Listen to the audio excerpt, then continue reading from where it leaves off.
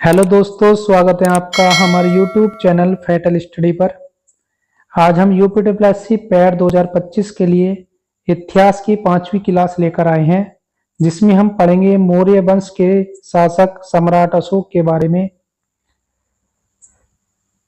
इससे पहले हमने सिंधु घाटी सभ्यता की क्लास कर ली और उसके बाद वैदिक संस्कृति की क्लास कर ली। फिर बौद्ध धर्म के अंतर्गत गौतम बुद्ध की जीवनी एवं शिक्षाएं की क्लास कर ली और जैन धर्म के अंतर्गत महावीर की जीवनी एवं शिक्षाओं की क्लास कर ली। अगर आपने ये क्लास नहीं देखी तो यह पहले ये क्लास भी देखें। आज हम पढ़ेंगे मौर्य वंश के सम्राट अशोक के बारे में। सबसे पहले हम देखेंगे मौर्य वंश के बारे में। मौर्य वंश का कार्यकाल जो था वो 323 ईसा पूर्व से 187 ईसा पूर्व तक था और मौर्य वंश के संस्थापक थे चंद्रगुप्त मौर्य, जिनका कार्यकाल 323 ईसा पूर्व से 298 ईसा पूर्व तक था। इनके गुरु का नाम चाणक्य था और उन्होंने अर्थशास्त्र नामक एक पुस्तक लिखी जो राजनीतिक पर आधारित थी। फिर चंद्रगुप्त मौर्य के पुत्र आए बिंदुसार और इनका कार्यकाल 296 से 272 ईसा पूर्व तक था। फिर उसके बाद अशोक का कार्यकाल आया 272 से 232 ईसा पूर्व तक। अशोक के बाद कुणाल का कार्यकाल 232 से 324 ईसा पूर्व तक। फिर दशरथ का कार्यकाल आया 224 से 216 ईसा पूर्व तक। फिर संप्रति का कार्यकाल आया 216 से 207 ईसा पूर्व तक। फिर शालिशक का कार्यकाल आया 207 से 206 ईसा पूर्व तक।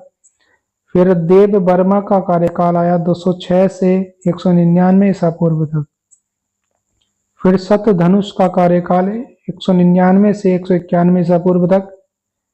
फिर मौर्य वंश का अंतिम शासक जो था वो बृहद्रथ था और इसका कार्यकाल 191 से 187 ईसा पूर्व तक था। मौर्य वंश में ये सभी शासक हुए, जिसमें हम आज पढ़ेंगे सम्राट अशोक के बारे में 272 से 232 ईसा पूर्व तक। सम्राट अशोक के पिता का नाम बिंदुसार और माता का नाम सुभद्रागी था और इनका जन्म 304 ईसा पूर्व में पाटलिपुत्र में हुआ। सम्राट अशोक की पत्नी देवी थी और यह अशोक की प्रथम पत्नी थी और इनसे 2 बच्चे हुए, महेंद्र और संघमित्रा। अशोक की अन्य पत्नी जो थी वो कारुबाकी और असंधिमित्रा थी। रानी के अभिलेख के अनुसार अशोक की एकमात्र रानी थी जिनका नाम कारुबाकी था।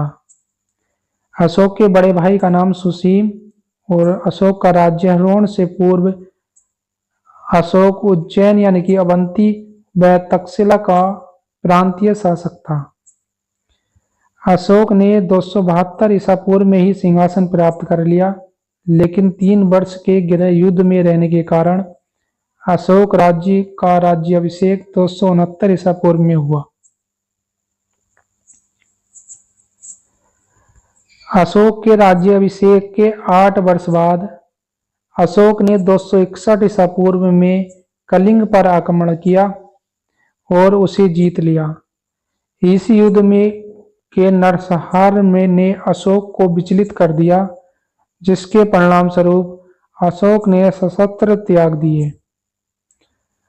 अशोक के 13वें शिलालेख से पता चलता है कि कलिंग युद्ध में 1,50,000 व्यक्ति बंदी बनाकर निर्वासित कर दिए गए तथा 1 लाख लोगों की हत्या की गई और इससे कई गुना मारे गए।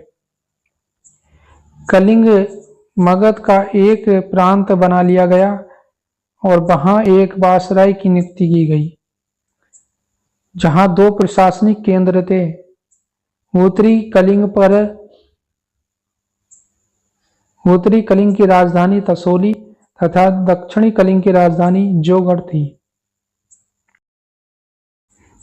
कलिंग युद्ध के बाद अशोक ने बौद्ध धर्म स्वीकार कर लिया, जबकि इससे पहले वह ब्राह्मण मत अनुयायी था। कल्हण की रजतगिरणी से पता चलता है अशोक ने शैव धर्म का उपासक था। बौद्ध ग्रंथों के अनुसार अशोक को बौद्ध होने से पूर्व चंड अशोक कहते थे। अब देखते हैं अशोक के बौद्ध धर्म अपनाने के बाद आए सकारात्मक परिवर्तन के बारे में, जिसमें पहला परिवर्तन था युद्ध और हिंसा का मार्ग छोड़कर अहिंसा और शांति पर जोर दिया गया। फिर उन्होंने पशुओं और मनुष्य के प्रति दया और सहानुभूति का भाव रखा। फिर उसके बाद उन्होंने न्याय और समानता का सिद्धांत को बढ़ावा दिया और फिर उन्होंने विभिन्न धर्मों के प्रति सहिष्णुता दिखाई। अब देखते हैं अशोक द्वारा बौद्ध धर्म के प्रचार का प्रकार क्या क्या थे, जिसमें धर्म यात्राएं, शिलालेख, स्तूप और विहार का निर्माण और धर्म का प्रचार शामिल हैं। बौद्ध धर्म के प्रचार के लिए अशोक ने प्रमुख धर्म यात्राएं की, जिसमें अशोक ने अपने राज्याभिषेक के 10 वर्ष बाद बोध गया की यात्रा की, जहां पर बोधि वृक्ष के पास में एक मंदिर का निर्माण करवाया। फिर 14 वर्ष बाद एक निगाली सागर की यात्रा की, जहां पर उन्होंने एक स्तंभ लेख गढ़वाया और अपने राज्याभिषेक के 20 वर्ष बाद लुम्बिनी की यात्रा की। फिर शिलालेख, अशोक ने पूरे साम्राज्य में शिलालेख और स्तंभलेख स्थापित किए, जिसमें बौद्ध धर्म के सिद्धांत और अपनी प्रशासनिक नीतियों का उल्लेख किया। स्तूप और विहार का निर्माण, अशोक ने कई स्तूपों और विहार का निर्माण करवाया। धर्म प्रचार, अशोक ने धर्म के प्रचार किया और अहिंसा, दया और सहनशीलता का सिद्धांत शामिल था। शासनादेशों को शिलाओं और चट्टानों पर उत्कीर्ण करने वाला प्रथम भारतीय शासक अशोक था। अशोक प्रथम शासक था जिसने अभिलेख के माध्यम से प्रजा को संबोधित किया। ब्राह्मी लिपि में उत्कीर्ण शिलालेख सर्वप्रथम 1837 ईस्वी में जेम्स प्रिंसेप ने पढ़ने में सफलता प्राप्त की, जिसमें अशोक की पहचान प्रियदर्शी के रूप में हुई। अब अशोक के अभिलेखों के बारे में देख लेते हैं। यह 3 प्रकार के थे, जिसमें शिलालेख शामिल हैं, स्तंभलेख शामिल हैं और गुहालेख शामिल हैं। शिलालेख के बारे में देखें तो यह लेख पहाड़ों को काटकर शिलाखंडों को समतल कर उस पर उत्कीर्ण किया जाता था। स्तंभलेख, यह पत्थरों से तैयार कृत्रिम स्तंभ पर उत्कीर्ण लेख जिसका अन्य स्थलों पर आसानी से गाड़ा जाता था। फिर गुहालेख, सेल गुहाओं में दानदाता व दान लेने वाले का प्रकाश डालने हेतु उत्कीर्ण किया गया लेख था। अब देख लेते हैं अशोक के 14 व्रत शिलालेखों के बारे में, जिसमें पहले शिलालेख में पशु वध की पर प्रतिबंध लगा दिया गया और उत्सव समारोह पर भी प्रतिबंध लगा दिया गया। दूसरे शिलालेख में वर्णन किया गया है, इसमें चोल, पांड्य, सप्तपुत्र, केरल पुत्र जैसे दक्षिण भारतीय राज्यों का उल्लेख किया गया। सामाजिक कल्याण के उपाय से संबंधित था। और तीसरा शिलालेख, ब्राह्मणों की स्वतंत्रता की गई। हर 5वें साल युकोटा प्रादेशिक और रज्जुक धर्म प्रचार के लिए राज्य के सभी क्षेत्रों का दौरा करेंगे। चौथे शिलालेख में बोरी घोषा यानी कि बाड्रस की ध्वनि की तुलना धम घोषा यानी कि शांति की ध्वनि को प्राथमिकता दी गई और समाज पर धम का प्रभाव दिया गया। 5वें शिलालेख में दासों के प्रति उनके स्वामियों द्वारा मानवीय व्यवहार किया गया तथा धम महामात्रों की नियुक्ति की गई। फिर 6ठे शिलालेख में कल्याणकारी उपायों से संबंधित था और राजा की प्रजा की स्थिति जानने की इच्छा हुई। फिर 7वें शिलालेख में सभी धर्मों की और संप्रदायों के प्रति सहिष्णुता दिखाई। 8वें शिलालेख में अशोक के बोध गया की यात्रा और बोधि वृक्ष का उल्लेख है तथा धर्म यात्रा के माध्यम से ग्रामीण लोगों के संपर्क बनाए।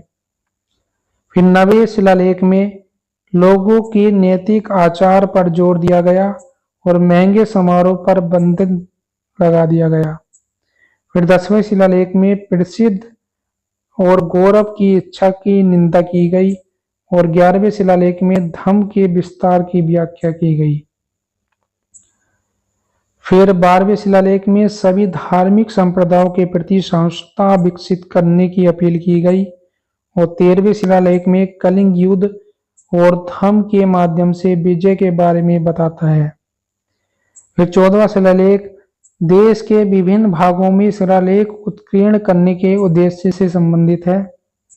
अब देखते हैं स्तंभ लेखों के बारे में। अशोक के 7 स्तंभ लेख थे, जिसमें पहले स्तंभ लेख का विषय था अपनी प्रजा की सुरक्षा से संबंधित अशोक का सिद्धांत। दूसरे स्तंभ लेख में धर्म की न्यूनता, पाप, दया, स्वतंत्रता, सद्गुण, पवित्रता और सत्यनिष्ठा के रूप में परिभाषित किया गया। और तीसरे स्तंभ लेख में कठोरता, क्रोध, क्रूरता आदि पाप को समाप्त कर दिया गया। और फिर चौथे स्तंभ लेख में रज्जुकों के कर्तव्य का उल्लेख किया गया। 5वें स्तंभ लेख में उन जानवरों और पौधों की सूची जिन्हें कुछ अवसरों पर नहीं मारा जाना चाहिए, तथा उन जानवरों और पौधों की सूची जिन्हें कभी नहीं मारा जाना चाहिए। और अशोक द्वारा 25 कैदियों की रिहाई के बारे में बताया गया। फिर छठे स्तंभ लेख में धर्म की नीति समझाई गई। और 7वें स्तंभ लेख में सभी धार्मिक संप्रदायों के प्रति सहिष्णुता दिखाई। अशोक के वृत्त स्तंभ लेखों की संख्या 7 है, जो 6 विभिन्न स्थलों से मिलते हैं। मेरठ स्तंभ लेख, यह स्तंभ लेख पहले मेरठ में था, परंतु फिरोज शाह तुगलक द्वारा दिल्ली लाया गया। टोपरा स्तंभ लेख, यह पहले टोपरा यमुना नगर हरियाणा में था और यह बाद में फिरोज शाह तुगलक द्वारा दिल्ली लाया गया। इसमें अशोक के 7 स्तंभ लेखों का उल्लेख है। प्रयाग स्तंभ लेख, यह लेख पहले कौशाम्बी में था तथा बाद में अकबर द्वारा इलाहाबाद के किले में लाया गया। इसे रानी का अभिलेख भी कहा जाता है।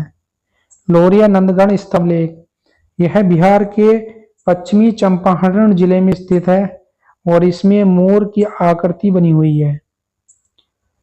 फिर लौरिया अरेराज स्तंभ लेख, यह बिहार के पश्चिमी चंपारण जिले में है। और रामपुरवा स्तंभ लेख, यहाँ से 2 स्तंभ लेख प्राप्त हुए, जिसमें एक लेखायुक्त था और दूसरा लेख विहीन था। लेखायुक्त स्तंभ लेख के शीर्ष पर सिंह की आकृति थी, जो अब राष्ट्रपति भवन में रखी हुई है। और लेख विहीन स्तंभ लेख के ऊपर वृषभ की आकृति थी। अब रुम्मीदई स्तंभ लेख, यह सबसे छोटा स्तंभ लेख है, जिसका विषय आर्थिक था, इसलिए इसे आर्थिक अभिलेख भी कहा जाता है। इसमें अशोक की लुम्बिनी धम्म यात्रा का विवरण मिलता है। इससे पता चलता है कि बुद्ध का जन्म लुम्बिनी में हुआ था। इसमें वर्णन किया गया है, लुम्बिनी में अशोक ने बलि कर को समाप्त कर दिया और भाग कर को 1/6 से घटाकर 1/8 कर दिया गया। आप देख लेते हैं अशोक के स्तंभ लेख जहां से प्राप्त हुए उन स्थलों के बारे में, जिसमें पहला है रूपनाथ, मध्य प्रदेश में है। गुजरा मध्य प्रदेश में है। इसमें अशोक का नाम देवप्रियस अशोक राजा मिलता है। उसके बाद सहसाराम जो बिहार में है। भबरू जयपुर में है। इसमें अशोक का नाम प्रियदर्शी मिलता है। और बौद्ध धर्म के त्रिरत्न बुद्ध धम्म संघ का उल्लेख मिलता है। मास्की रायचूर कर्नाटक में है। इसमें अशोक का नाम अशोक मिलता है और इसमें अशोक ने अपने आप को शाक्य बुद्ध शाक्य कहा। फिर ब्रह्मगिरी कर्नाटक में स्थित है। सिद्धपुर ब्रह्मगिरी कर्नाटक में है। ये जटिक रामेश्वर यह कर्नाटक में है। एरागुड्डी कन्नूल आंध्र प्रदेश में है। फिर गोभी मठ जो है वो मैसूर में है। पालकी गुड्डी मैसूर में है। रज्जुल मध्यगिरी यह कन्नूल में है। अरोरा मिर्जापुर में है, उत्तर प्रदेश। कालसी देहरादून में है। गिरनार जूनागढ़ में है। इसमें अशोक का नाम अशोक मौर्य मिलता है। सोपरा थांडे महाराष्ट्र में है। शाहबाजगढ़ी ये अफगानिस्तान में है। मानसरेरा पाकिस्तान और अफगानिस्तान की सीमा पर है। अब अशोक कालीन प्रमुख शब्द देख लेते हैं। इसमें भाग कृषकों द्वारा उत्पन्न से प्राप्त कर था और प्रवेशीय आयात कर था जो 20% लगाया जाता था। निष्क्राम्य निर्यात कर था और प्रणय आपातकालीन कर था। बलि भू राजस्व कर था। हिरण्य यह अनाज के रूप में न देकर नगद लिया जाता था। परिहारक वैसे गांव थे जो कर से मुक्त थे। अब मौर्यकालीन प्रमुख अधिकारी के बारे में देखते हैं। अमात्य योग्य अधिकारियों का समूह। अग्रमात्य प्रधानमंत्री का पद। रूपदर्शक सिक्कों का जांचकर्ता प्रधान अधिकारी। समाहर्ता कर निर्धारण का सर्वोच्च अधिकारी। रज्जुक न्याय व राजस्व अधिकारी जो वर्तमान में जिला अधिकारी की तरह होता था। युक्तक यह जिले राजस्व वसूली करने वाला अधिकारी था। महामार्तीय पर्षद गुप्तचर विभाग का प्रधान होता था और सन्निधाता राजकीय कोषागार और भंडारगार का संरक्षक था। व्यवहारिक दीवानी न्यायालय का मुख्य न्यायाधीश था। मौर्य काल 5 प्रांतों में विभक्त था। इसमें पूर्वी प्रांत की राजधानी पाटलिपुत्र और यह मगध को कहा गया। इसके थे उप प्रांत 4 जिसमें उत्तर पथ तक्षशिला और प्राच्य पथ की राजधानी कलिंग और दक्षिणी पथ की राजधानी सुवर्णगिरी और अवंती पथ की राजधानी उज्जैन थी। पुराणों में अशोक को अशोकवर्धन तथा दीप वंश में कारमौली कहा गया। अशोक के गुरु राधागुप्त थे। वो ये चंद्रगुप्त मौर्य के जो गुरु थे चाणक्य उनके पौत्र थे। अशोक ने बौद्ध धर्म की दीक्षा उपगुप्त से ली। अशोक ने बौद्ध धर्म के प्रचार करने के लिए अपनी पुत्र और पुत्री महेंद्र एवं संघमित्रा को श्रीलंका भेजा। अशोक ने बराबर की पहाड़ियों में 4 गुफा का निर्माण करवाया जिसमें कर्ण, विश्व झोपड़ी, सुदामा और चौपार थी। मध्य प्रदेश में सांची का स्तूप का निर्माण करवाया। अशोक के अभिलेख की खोज टी पैंथलर ने 1750 ईस्वी में की। अशोक का सबसे बड़ा शिलालेख 13वां शिलालेख था। सर एक कोहाना अभिलेख द्विभाषी था जिसमें अरमाइक और यूनानी भाषा का प्रयोग किया गया। अशोक का एकमात्र शिलारूप चित्र कंगनहली में पाया गया और अशोक ने श्रीनगर शहर को बसाया। अशोक के भारत अभिलेख में ब्राह्मी लिपि का प्रयोग हुआ। पाकिस्तान के अभिलेख में खरोष्टी लिपि का और अफगानिस्तान के अभिलेख में अरमाइक लिपि का या ग्रीक लिपि का प्रयोग हुआ। अब हम देख लेते हैं मौर्य वंश से संबंधित पिछली परीक्षाओं में आए हुए प्रश्न, जिसमें पहला प्रश्न है प्रथम भारतीय साम्राज्य स्थापित किया गया था। ऑप्शन ए है कलिंग द्वारा, ऑप्शन बी है हर्ष द्वारा, ऑप्शन सी है चंद्रगुप्त मौर्य द्वारा और ऑप्शन डी है समुद्रगुप्त द्वारा। और इस क्वेश्चन का सही आंसर है ऑप्शन सी चंद्रगुप्त मौर्य द्वारा। फिर अगला क्वेश्चन है किसने सहिष्णुता, उदारता और करुणा के त्रिवद आधार पर राजधर्म की स्थापना की। ऑप्शन ए है अशोक, ऑप्शन बी है अकबर, ऑप्शन सी है रणजीत सिंह, ऑप्शन डी है शिवाजी। और इस क्वेश्चन का सही आंसर है ऑप्शन ए अशोक। फिर अगला क्वेश्चन है अशोक ने बौद्ध होते हुए भी हिंदू धर्म की आस्था नहीं छोड़ी, इसका प्रमाण है। ऑप्शन ए है तीर्थ यात्रा, ऑप्शन बी है मोक्ष में विश्वास, ऑप्शन सी है देव नाम प्रिय की उपाधि और ऑप्शन डी है पशु चिकित्सालय खोले। इस क्वेश्चन का सही आंसर है ऑप्शन सी देव नाम प्रिय की उपाधि। फिर अगला क्वेश्चन है निम्नलिखित में से किस स्रोत में अशोक का राज्यकाल में तृतीय बौद्ध संगति होने का उल्लेख मिलता है? एक, अशोक के अभिलेख में, बी, दीपवंश में, और तीन, महावंश में, और चार, दिव्यावादन में। और इस क्वेश्चन का सही आंसर है ऑप्शन बी, 2 और 3, यानी कि दीपवंश या दिव्यावादन में। शीली अनुसूर्तियों दीपवंश तथा महावंश के अनुसार अशोक के राज्यकाल में पाटलिपुत्र में बौद्ध धर्म की तृतीय संगति हुई। इसकी अध्यक्षता मोगलीपुत्र तीसरे नामक प्रसिद्ध बौद्ध भिक्षु ने की थी। फिर अगला क्वेश्चन है, अशोक के निम्नलिखित अभिलेखों में से किसमें दक्षिण भारतीय राज्य का उल्लेख हुआ है? ऑप्शन ए है तृतीय मुख्य शिलालेख, ऑप्शन बी है द्वितीय मुख्य शिलालेख, ऑप्शन सी है नवा मुख्य शिलालेख, और ऑप्शन डी है प्रथम स्तंभ लेख। और इस क्वेश्चन का सही आंसर है ऑप्शन बी, द्वितीय मुख्य शिलालेख। फिर अगला क्वेश्चन है, भारत का प्रथम अस्पताल एवं औषधि बाग निर्माण करवाया था? ऑप्शन ए अशोक ने, ऑप्शन बी चंद्रगुप्त मौर्य ने, ऑप्शन सी भगवान महावीर ने, और ऑप्शन डी धन्वंतरी ने। फिर इस क्वेश्चन का सही आंसर है ऑप्शन ए, अशोक ने। फिर अगला क्वेश्चन है, रज्जुक थे? ऑप्शन ए चोल राज्य के व्यापारी, ऑप्शन बी मौर्य शासन का अधिकारी, ऑप्शन सी गुप्त साम्राज्य के सामंत वर्ग, और ऑप्शन डी संघ सेना के अधिकारी।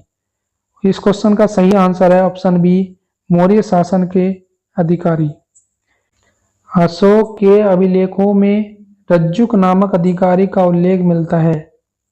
अपने चौथे स्तंभ लेख में अशोक रज्जुक में पूर्ण विश्वास प्रकट करते हुए कहता है, जिस प्रकार माता पिता योग्य धात्री के हाथों में बच्चों को सौंप कर अस्वस्थ हो जाते हैं, उसी प्रकार मैंने ग्रामीण जनता के सुख के लिए रज्जुकों की नियुक्ति की है। रज्जुकों की स्थिति आधुनिक जिला अधिकारी जैसी होती थी, जिसे राजस्व तथा न्याय दोनों क्षेत्रों का अधिकारी माना जाता था। फिर अगला क्वेश्चन है, सारनाथ स्तंभ का निर्माण किसने किया? ऑप्शन ए है हर्षवर्धन ने, ऑप्शन बी है अशोक ने, ऑप्शन सी है गौतम बुद्ध ने, और ऑप्शन डी है कनिष्क ने। और इस क्वेश्चन का सही आंसर है ऑप्शन बी, अशोक ने। फिर अगला क्वेश्चन है, निम्नलिखित में से किसे सर्वश्रेष्ठ स्तूप मानते हैं? ऑप्शन ए है अमरावती, ऑप्शन बी है भरत स्तूप, ऑप्शन सी है सांची, और ऑप्शन डी है सारनाथ। और इस क्वेश्चन का सही आंसर है ऑप्शन सी, सांची। फिर अगला क्वेश्चन है, सातवाह किसे कहते थे? ऑप्शन ए दलालों को, ऑप्शन बी व्यापारियों के काफिले को, ऑप्शन सी महाजनों को, ऑप्शन डी तीर्थ यात्रियों को। और इस क्वेश्चन का सही आंसर है ऑप्शन बी, व्यापारियों के काफिले को।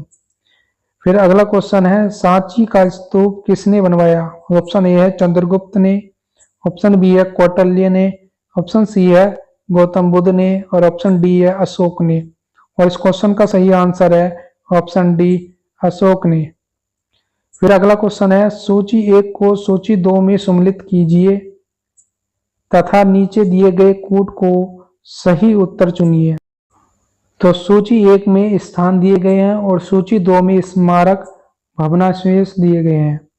तो कौशाम्बी जो था वो घोषित राम मठ से संबंधित है, और इस प्रकार एक हुआ 2, यानी कि ये वाले ऑप्शन ठीक है। और कुशीनगर राणाभर स्तूप से संबंधित है, यानी कि बी का 3। और सारनाथ धामिक स्तूप से संबंधित है, 3 का 1। और श्रावस्ती सहेत महेत स्तंभ से संबंधित है। तो इस प्रकार इस क्वेश्चन का सही आंसर है ऑप्शन सी, 2, 3, 1, 4। फिर अगला क्वेश्चन है, अशोक के शिलालेख में प्रयुक्त भाषा थी? Option A Sanskrit, option B Prakrit, option C Pali, और ऑप्शन डी हिंदी। और इस प्रकार इस क्वेश्चन का सही आंसर है ऑप्शन बी प्राकृत। निम्नलिखित में से कौन सा अशोककालीन अभिलेख खरोष्टी लिपि में है? ऑप्शन ए है ऑप्शन ए है कालसी, ऑप्शन बी है गिरनार, ऑप्शन सी है शहबाजगढ़ी और ऑप्शन डी है मेरठ। और इस प्रकार इस क्वेश्चन का सही आंसर है ऑप्शन सी शहबाजगढ़ी। अशोक के शिलालेखों को पढ़ने वाला प्रथम अंग्रेज कौन था? Option A John Tower, option B Harry Smith, option C Charles Metcalfe, D James Prinsep. और इस क्वेश्चन का सही आंसर है ऑप्शन डी जेम्स प्रिंसेप। फिर अगला क्वेश्चन है पत्थर पर प्राचीनतम शिलालेख किस भाषा में थे? Option A Pali, option B Sanskrit और option C Prakrit, option D Brahmi.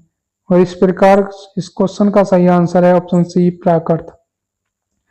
फिर अगला क्वेश्चन है सम्राट अशोक के राजादेशों का सबसे पहले विकुटन यानी कि डिसाइफर किसने किया?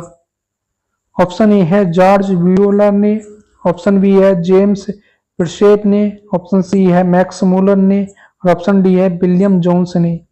और इस प्रकार इस क्वेश्चन का सही आंसर है ऑप्शन बी जेम्स प्रिंसेप ने।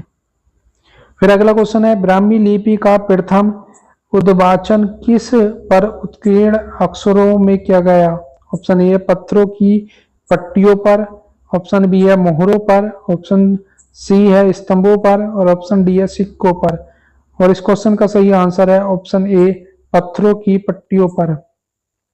फिर अगला क्वेश्चन है मौर्य साम्राज्य के पेशावर के निकट उत्तर पश्चिम भाग में अशोक के शिलालेख थे। ऑप्शन ए ब्राह्मी लिपि में, ऑप्शन बी अरमाइक लिपि में, ऑप्शन सी देवनागरी लिपि में और ऑप्शन डी खरोष्टी लिपि में। और इस क्वेश्चन का सही आंसर है ऑप्शन डी खरोष्टी लिपि में। फिर अगला क्वेश्चन है वह स्थान जहां प्राक अशोक ब्राह्मी लिपि का पता चला है। ऑप्शन ए है नागा अर्जुन कोंडा, ऑप्शन बी है अनुराधापुर, ऑप्शन सी है ब्रह्मगिरी और ऑप्शन डी है मास्की। और इस क्वेश्चन का सही आंसर है ऑप्शन बी अनुराधापुर। फिर अगला क्वेश्चन है प्राचीन भारत में निम्नलिखित में से कौन सी एक लिपि दाईं ओर से बाईं ओर लिखी जाती थी? ऑप्शन ए है ब्राह्मी, ऑप्शन बी है नंदनागरी, ऑप्शन सी है शारदा, ऑप्शन डी है खरोष्टी। और इस क्वेश्चन का सही आंसर है ऑप्शन डी खरोष्टी। फिर अगला क्वेश्चन है निम्नलिखित वक्तव्यों में से कौन सा एक वक्तव्य अशोक प्रस्तर स्तंभों के बारे में गलत है?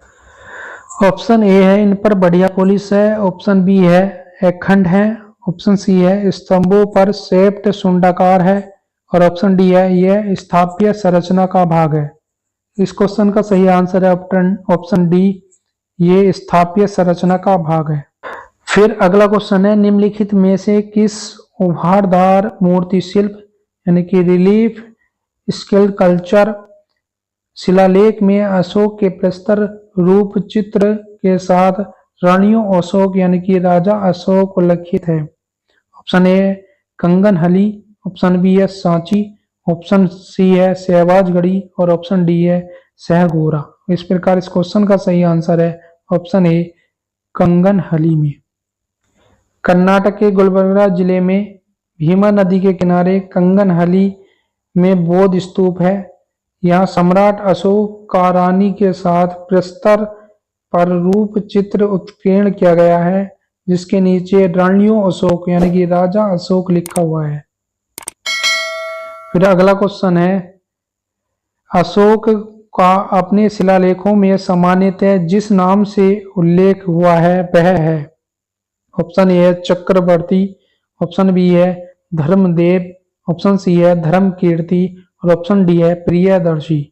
और इस क्वेश्चन का सही आंसर है ऑप्शन डी प्रियदर्शी। फिर अगला क्वेश्चन है निम्नलिखित अभिलेखों में से किस लेख में अशोक नाम उल्लेखित है?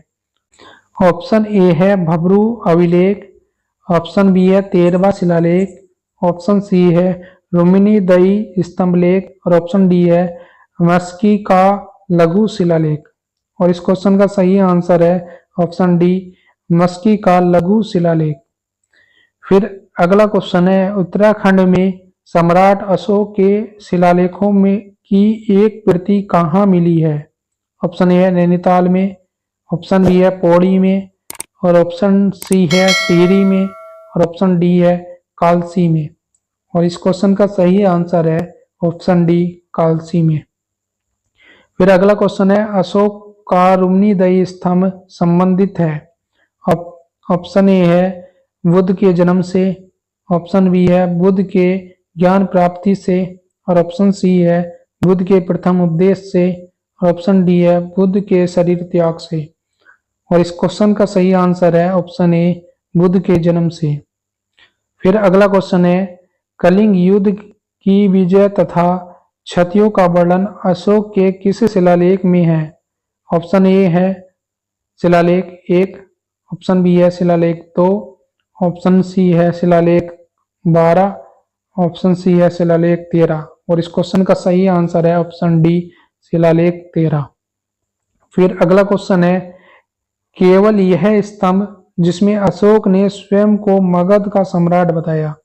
ऑप्शन ए है मस्की का लघु स्तंभ, ऑप्शन बी है रुम्नीदयी स्तंभ, ऑप्शन सी है क्वीन स्तंभ, और ऑप्शन डी है भाब्रू स्तंभ। और इस क्वेश्चन का सही आंसर है ऑप्शन डी भाब्रू स्तंभ। फिर अगला क्वेश्चन है अशोक के निम्न अभिलेखों में से पूर्ण रूपेण धार्मिक सहिष्णुता के प्रति समर्पित कौन सा अभिलेख है। ऑप्शन ए है शिलालेख 13, फिर ऑप्शन बी है शिलालेख 12, ऑप्शन सी है शिलालेख 7, और ऑप्शन डी है भाब्रू लघु स्तंभ लेख। और इस क्वेश्चन का सही आंसर है ऑप्शन बी शिलालेख 12।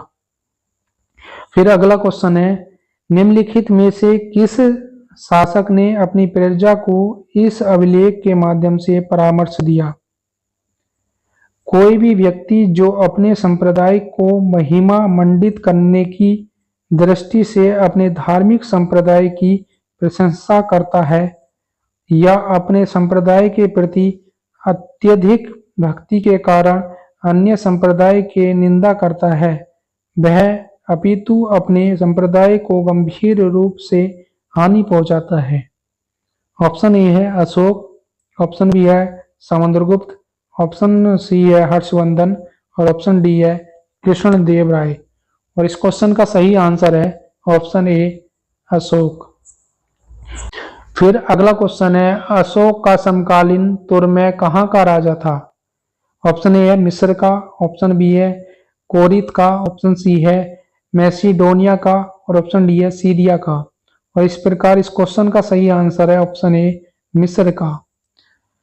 फिर अगला क्वेश्चन है टोलमी फिलाडेल्फस जिसके साथ अशोक के राजनीय संबंध थे कहाँ का शासक था। ऑप्शन ए है साइरोन का, ऑप्शन बी है मिस्र का, ऑप्शन सी है मकदूनिया का, और ऑप्शन डी है सीरिया का। और इस क्वेश्चन का सही आंसर है ऑप्शन बी मिस्र का। भाग एवं बलि थे। ऑप्शन ए है सैनिक विभाग, ऑप्शन बी है राजस्व के स्रोत, ऑप्शन सी है धार्मिक अनुष्ठान, और ऑप्शन डी है प्रशासकीय विभाग। और इस क्वेश्चन का सही आंसर है ऑप्शन बी राजस्व के स्रोत। फिर अगला क्वेश्चन है निम्न में से अशोक के किस अभिलेख में पारंपरिक अवसरों पर पशु बलि पर रोक लगाई और ऐसा लगता है कि वह पाबंदी पशुओं के वध पर थी। ऑप्शन ए है शिलालेख 1, ऑप्शन बी है स्तंभलेख 5, ऑप्शन सी है शिलालेख 9, और ऑप्शन डी है शिलालेख 11। और इस क्वेश्चन का सही आंसर है ऑप्शन बी स्तंभलेख 5। फिर अगला क्वेश्चन है मौर्य काल में भूमि कर जो कि राज्य की आय का मुख्य स्रोत था किस अधिकारी द्वारा एकत्रित किया जाता था। ऑप्शन ए है अग्रोनोमोई, ऑप्शन बी है शुल्काध्यक्ष, ऑप्शन सी है सीताध्यक्ष, और ऑप्शन डी है अक्राध्यक्ष।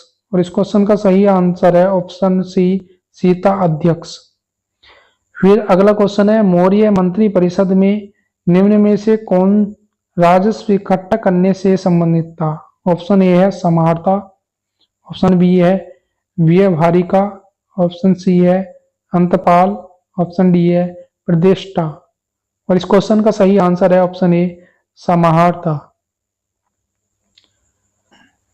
अगर आपको हमारी यह वीडियो अच्छी लगी है तो हमारे चैनल को सब्सक्राइब करें और वीडियो को लाइक व शेयर करें। Thank you.